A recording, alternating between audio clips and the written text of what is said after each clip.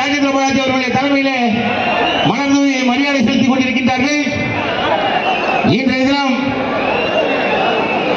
அனைத்து இந்திய அண்ணா திராவிட முன்னேற்ற கழகத்தினுடைய வெற்றி வேட்பாளர், விருதுநகர் பாராளுமன்ற தொகுதியுடைய வெற்றி வேட்பாளர், தேசிய முற்போக்கு திராவிட கழகத்தினுடைய வெற்றி வேட்பாளர் அருமை தம்பி விஜய் பிரபாகரனை ஆதரித்து அருமை அண்ணன் தமிழகத்தினுடைய நாளைய முதலமைச்சர், இன்றைய தமிழகத்தினுடைய எதிர்க்கட்சி தலைவர், கழகத்தினுடைய நிரந்தர பொதுச் செயலாளர், புரட்சி தமிழர் அருமை அண்ணன் உதயகுமார் அவர்களும் இந்த நிகழ்ச்சியிலே கலந்து கொண்டு கூட்டணி கட்சி தலைவர்களும் கலந்து கொண்டு மரியாதை செய்திருக்கிறார்கள்.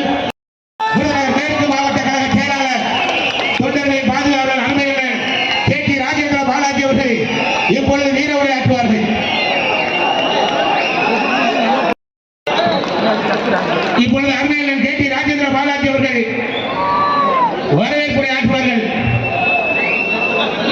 மருத மக்கள் முன்னேற்ற கழகத்தினுடைய தலைவருமான சகோதரி சந்திரபிரியா பசுபதி பாண்டியன் அவர்களே, இந்த நிகழ்ச்சியிலே கலந்து கொண்டிருக்கின்ற மாவட்ட கழக, ஒன்றிய கழக நிர்வாகிகளே, அருமை சகோதரி கழக மகளிரனுடைய துணை செயலாளர் அருமை சகோதரி சிறுத்தூர் முன்னாள் சட்டமன்ற உறுப்பினர் சந்திரராவ் முத்தியா அவர்களே, மாவட்டத்தினுடைய அவர்களே வருவார்கள். எடப்பாடியார் 4 ஆண்டு ஆட்சியிலே எத்தனை திட்டங்கள், எத்தனை கல்லூரிகள் எல்லாம் கொண்டு வந்தார். எல்லோருக்கும் எல்லாம் செய்த, எல்லாமாக இருந்த, எல்லோருக்கும் உதவியாக இருந்த, அள்ளி கொடுக்கின்ற வள்ளல் வாரிசு என்பதை நிரூபித்திருக்கின்ற அண்ணன் எடப்பாடியார் அவர்களை வருக வருக என உங்கள் சார்பாக வரவேற்று நமது சின்னம் கொட்டு முரசு, எடப்பாடியுடைய ஆதரவு பெற்ற சின்னம் கொட்டு முரசு.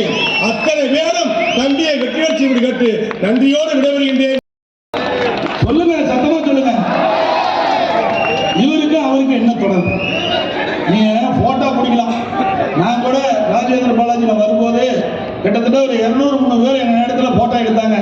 போட்டோ எடுப்பது வேறு, போட்டோ எல்லாமே தொடர்ந்து எடுப்பாங்க. யார் என்ன நமக்கு தெரியாது. ஆனா அவருடைய கட்சியுடைய நிர்வாகியா இருக்கிறார், அயலக அணி துணை அமைப்பாளர் இருக்கிறார். இப்படிப்பட்ட ஒரு அமைப்பே இங்கே இல்லை. இந்த போதைப் பொருள் கடத்துவதற்கு தான் அயலக அணின்னு அமைச்சிருப்பாங்க. சந்தேகமா இருக்கு. அயலக அணியா? எங்கேயாவது இப்படிப்பட்ட அணியை கேள்விப்பட்டிருக்கிறீங்களா? எத்தனையோ அணி. வருகின்ற நாடாளுமன்ற தேர்தலில் நம்முடைய வெற்றி வேட்பாளர் அறிவித்தார் விஜய்